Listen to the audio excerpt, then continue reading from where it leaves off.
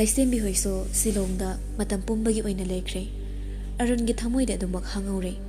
Arun ahing du fana thenglubani. Adubo tumthau haiba yadre. Tanjada da call ama lai. Hello, hozibok tumdribo. Princina. Tamo tumdri tamo de. Ai thabak khara tawrambani. Ai ri yam yetlabra. Kaino hainingli do. Ai di tamo bo thamoi sing nungsibani ko. Thengi tumnaba tawro. Hoi, pare, thamage. Good night. Tamo. Ai su tumage. Ahing sa tamo, babana. Ha, kaya ba? Babana kay Harry no? Chak ama sinba. Aduda ay na haining ba mi kraso invitation taw hai ba? Ay di tamo sa. Adudi ay yahoning di sinadro. Tamo ba yabi ka dro? Taba kuchindu ka. Yahoning di na dro. Lakto ba yaroy ko? Ikay kang daba namdala lakto rin ko. Kanana do hai krage. Okay, good night. Nantala agi. Bye. Asum na phone do tham na kre. Arun mai thong no momon nok laga tong kre. Arun haina kibagi matung inna Prince hoi da lakle. Ado ba tawram ni ba phibam dadi angak pa haibado oikre. Achaw asa ngak tani sel pai ba inakira khunba lamdam sigi phawraba karba wala ngak tani. Fazana chawna silliba harau tayambagi thawram aduda thoina ningthi zarabi Prince ni.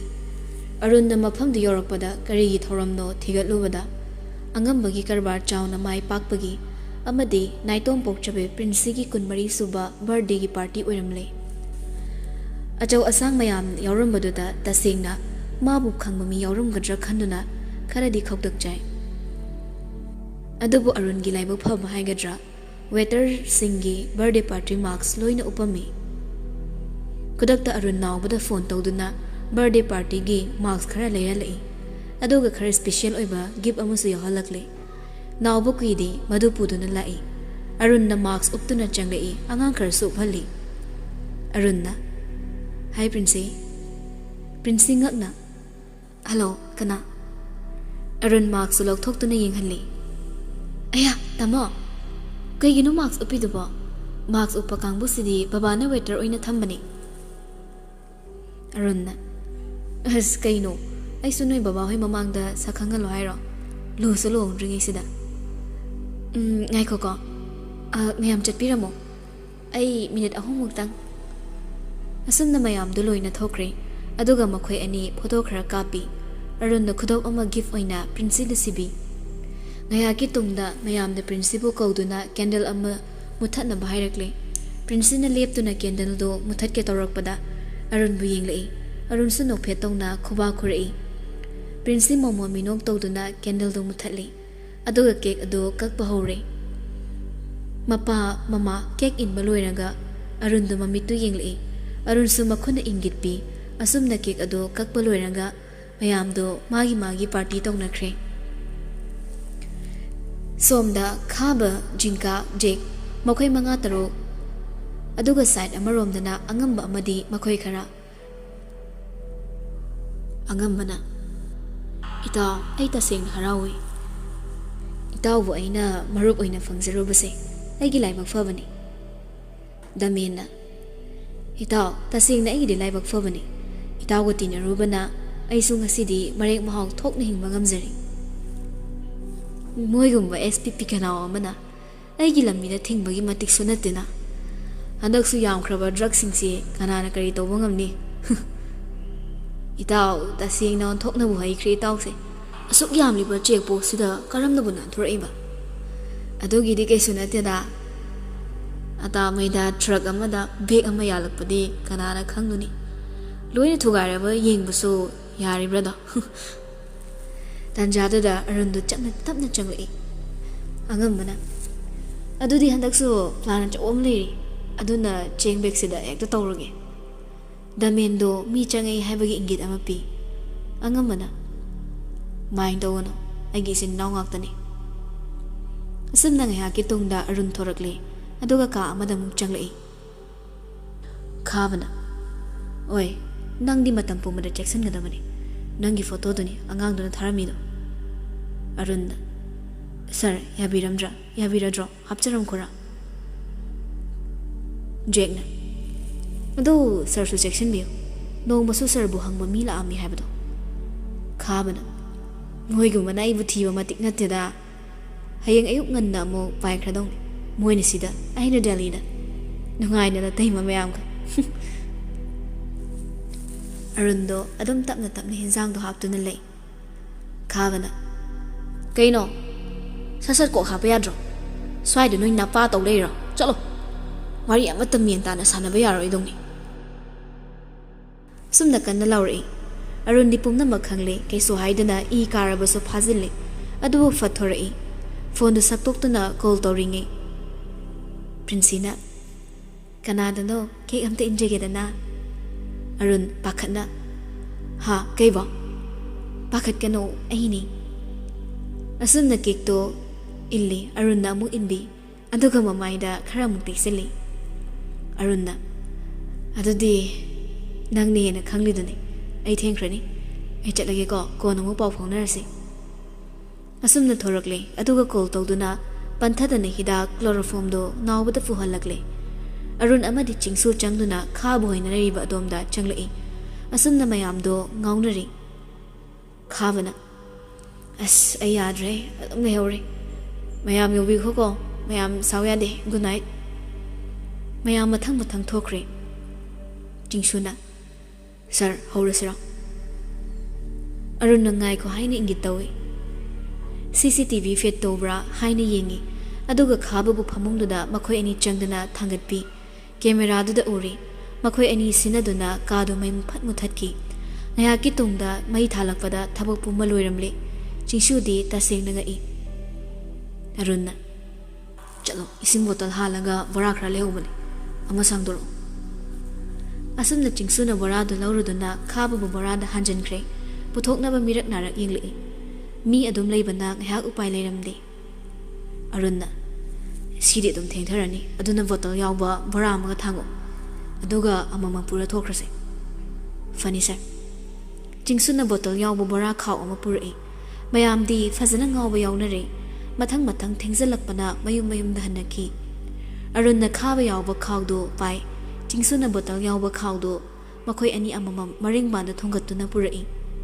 tanjaduda angambana thorakpaga mapa chadana kaino noina puido ngaiko chingsuna sir bottle ni yingbiu tu bottle singdu illi adudi kaida pudoiba chingsu nga khumpam khangdan lei Arunna sir moi dukan ma puduna khara hana thinbir o khona drain hairakpa angambana kaisu laitaba bottle singsida chalo thillono moi yam saure ne lairani hayo sir ngasi gidi saugat pigano ngasi ri jalgi nungairaba numitni numit sida mi ga ningai sangdana bado kaya nungai taba aduna mathangda oina lairase ngasi gidi pitokhrase angambado wakhal ngya khallanga hairi phari pithoro aduga thuna laoko chari myam se loisanaba hoi sir asumna ani do get wang ma khara lana purakli Arunna hello kaiduna noi leisibo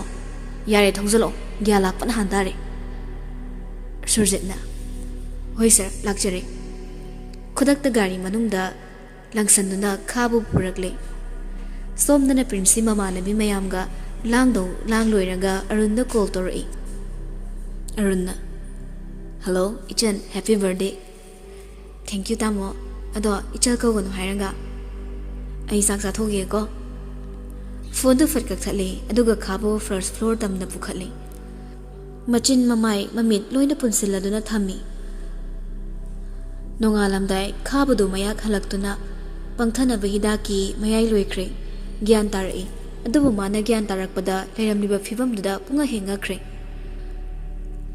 musi ngalambado mai thalakpada pungan hengan khre Arunna mamit ka machin ga selautho nawba changsinduna lauthoi khabana noi kana no aibu mafam sida kamdongna aduga aini leisina kaida asumna koi nei leduna yingi khabana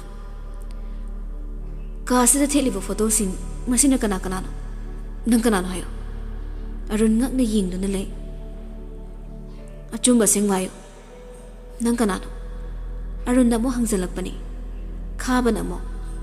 Ay kanano khangde. Arunna. Ay khangi. Nangonda karigumba khara lotuna thammi haiba. Adubo masimadi mayek singli. Nangna igi naw mukabla bo. Gopal. Ibunga sir, kadai pok chumle mani naw bu hatpane haibase. Khabana. Ay khangdi. Ay mukabla kanano khangde. Ay thado. Maduna na khoi prinsi aphabo oini. Natraba. Chingsuna. Natrade ke dogdoiba. Asi hairaga mamai da koksale. Arunna. Chingsu ngaikho. Gopal. Tasingna nang mukabla bu khangde. Khavana. Ay game to khangde. Arun phone do fatlok thoklaga dal doi. Arunna. Hello, Jinga. Noi sir khabana di ma yaw di hai. Noi na hat pane hai sidi. Se ma pa hai like ko nanga sano. Se phone si pai. Khabana. Aduk na puchel pikpa. Hinaw macha saw na bayok laga leito lekpa. Nang budi aina lem na khak tharoi. Arunna. Ya dini payo ba kamai tau sige. Lao tharo. Khabana. Oi, minai masa. Phabadi doina farak pa na tro. Wase haidokhraga amuk tumina lei khabado. Arunna. Tagopal. Aina nongma Tagopal da haisakibaduni. Se ngasidi na famda sinazarabani. Asi hairaga Arun magi kada changkre. Gopal mamitta mapi ina chelakle. Chamjakhraba inawado. Nakhoi mayam changduna. Si hairaga mamaiduda khupangna set thazilli. Chingsuna. Nangbu thangna matuk kaklaga halafo. Itaw kaina bagi thamoida chakliba maisakse.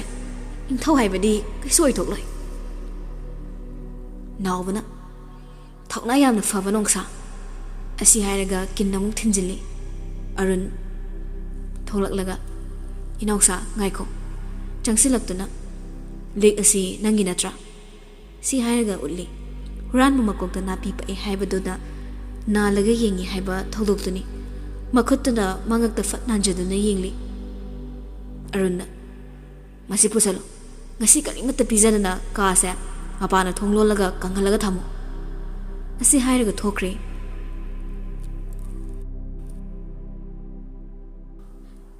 Nongalaba tong Arunna Princida call tori.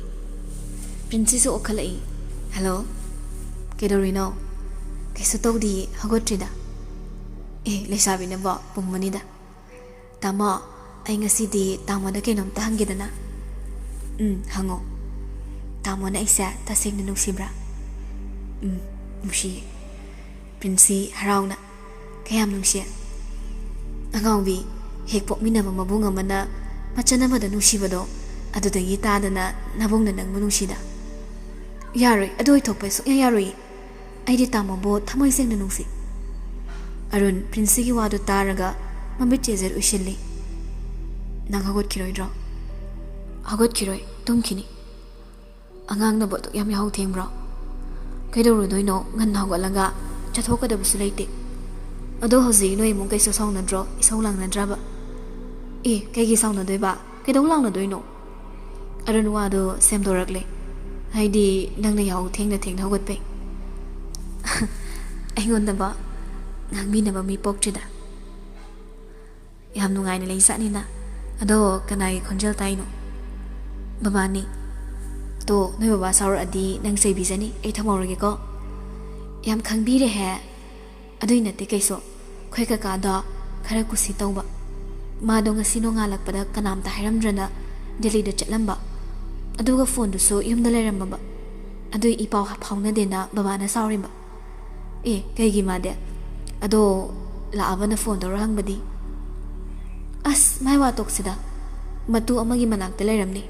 Inong chaway da hangaso yawag tri hai Magi magun kang manina adum hang nadre. Lakni matam da lakjara ni hai kay no na si ba. Matu yang koy bro. Delhi na pokpa, Delhi na chawag pa ni. Nupi maw na masak pasap to uyade. Adum may orkra ni. Siyam kalag China. Yare pagtre. Ado na babadi ahal urasindi. Mayam bani hana di khara nairak male. Chahi tara kun muki mamangda hazikti fareda. Noi baba hoy tawi karwa sibu kaino. Nang siyaw gi haira. Adoy natida sum khangning na hangba. Ado khanganing dradi hangaroida. Is yam pakti to. Aduburo ching maida ata. Marag taso sana so yawe. Ado ay di business ya thoin interest oideda. Aduna pak hangludi. Nangya pa manakari. Modeling ni. Oh, yam pak ni kanda ho no ichal sidi. Thank you. Ado ay thienge ma thawak chatna malo sinokige. Ko namung sara si ko. Asi hairaga phone do kakthali. Oh, nupim jar sidi cham jaidana.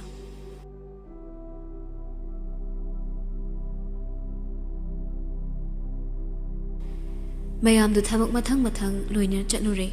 Aduga showroom da so khara ningi nawbaga kubirga lehelli. Numidangi matamni. Mr. Khaba, nang na mataw karam na ay naw mukabla buhali. Aduga karigidabak mabuhat pa no hayo. Khaba do uam ta khumdi. Sasat kumu. Matam ya mga loise. Nang susida ko inilayraga matam mangoy draw. Nang inupi mayam amadi na chasing gisukalo. Khaba mukta na adumlay. Magi mataw do na saw do na electric sok to holi. Khaba do China do na lawi. Ay hayragi. Adu di hayo. Mana noida message tharamba. Adu dagi loina khangnarak patare na. Ay nongmayna kap to na hat kibani. Karamba na khuna kapi. Khaba khumdi. Adu di mana noida kay di hayrami. Kayso khumdi amukso sok to holi. Ay hayragi. Hayo. Mangon na puliba singdo thado. Nupa mo chatang na ayang na serami. Gopal na. Oh, ibungo mukabla. Arun na. Atay di. Ay ko'y di pangdawani. Mi amada noy tarakun chang manupa nati. Noy di nupa ni haibada ikaise. Matang mapukti asum na tawagada balay raba. Nupa oy na poklo na hairami. Arun na. Inaw tani. Nahini inaw butagali. Mana riba matam na kari hairami. Ima nasabu waraw binuko hairami. Karamba na khut na hali haibano. Tumi na mulay kri. Karamba na khut na no. Yet. Arun na. Polisi thado. Chingsu sangsalak to na thado ay. Chalo yare. Khab amada mu yeng machin da pulido laktoke tawi. Chingsu jansin do na round kit amatok sali. Nauba so sangsan do na mamay do da kauksili. Surjit na. Nangguma mahigti na. Siki ba na fay. Asam na luksam do paido na wal do da suzili. Arun na. Mapung sida maduyane chasipuro. Khaba na. Ay thawai da dikan biyo. Say, please. Ay nakhoy ki kongpon do na haizari. Arun mukabla na hai ki bawa fam maning singai. Darun moy na iba senpam do bibigano. Moy sa lamdam sida fatraba mahik ngagtani. Karinguma moy na ihat krabaso. Moy gi mathakta laman kumbiro. Maduna nanaw gi thamoy penjagi. Arun mihundo kangkhalai. Lusam do pai duna sro so sing tharai. Aduga machinda madom chao kini khanduna bora do da hapchilale. Gari dugi manung do da langsile. Ai ga dagi thangbak to puro. Mukabla na si duna taram mafam do dumakta da puduna lai. Mafam do yorabada makhong makut pumna magthadok tuna. Yare hozikti na thwayeng na basenjakro. Mayam do Arun da tingak yengi. Khaba do sekli chinyagi lampak to da chenki. Amuk ton ondo na yen thorak to na chelami. Madudagi thawai hingna bani haiduna sungon onthok ta bitchik. Anaba kaw ka khe chilai. Arun gi makha chik to na mamit laksang ngang na makutto tingthorai. Chingsu thang do ipa pakhat na pi. Thang do hek lobaga Arun nungsit ki mang thana tanarai. Chingya yorom dai da khaba do Arun na mana pairiba thangpak to na yek thangba sagan do yan tharakli. Kan na lawe. Makutto laimay da tarai. Khaba di khang mangamda adum tusankre. Arun gi mataw do da lakliba magi angang singado giba na thak nikle. Arun amukso wakhalda ningsinglai. Darun kaygumba moy gi makutta ay na thorak patarama. Moy va ina lem na khak tharui. Amukaso makut amado kakthari. Hanamukti ina Arun gi mamay do da jabuna matrongai. Khaba di khang mangamdre. Hagotuna famlaga China do khangi. Arun na. Ay ginushirabe inawo nangi na khutmakna. Asum na mangak to amo batlaw na kakthali. Khaba gi punsi pungloy mangak ka masaga do tongan tari. ꯑꯇꯠꯄ ꯃꯉꯛꯇꯨꯅ ꯃꯃꯤꯠꯇꯣ ꯀꯔꯤ ꯂꯩꯗꯨꯅ ꯌꯦꯡꯂꯛꯏ꯫ ꯃꯁꯥꯗꯨꯁꯨ ꯉꯥꯏꯍꯥꯛ ꯆꯨꯡꯂꯝꯂꯒ ꯑꯗꯨꯝ ꯇꯨꯃꯤꯟꯅ ꯂꯩꯈ꯭ꯔꯦ꯫ ꯑꯔꯨꯟ ꯃꯇꯤꯟꯗꯨ ꯊꯨꯏ ꯁꯤꯠꯇꯣꯛꯂꯒ ꯃꯆꯤꯟ ꯃꯥꯅ ꯇꯩꯔꯤꯕ ꯏꯗꯨ ꯇꯩꯊꯣꯛꯏ꯫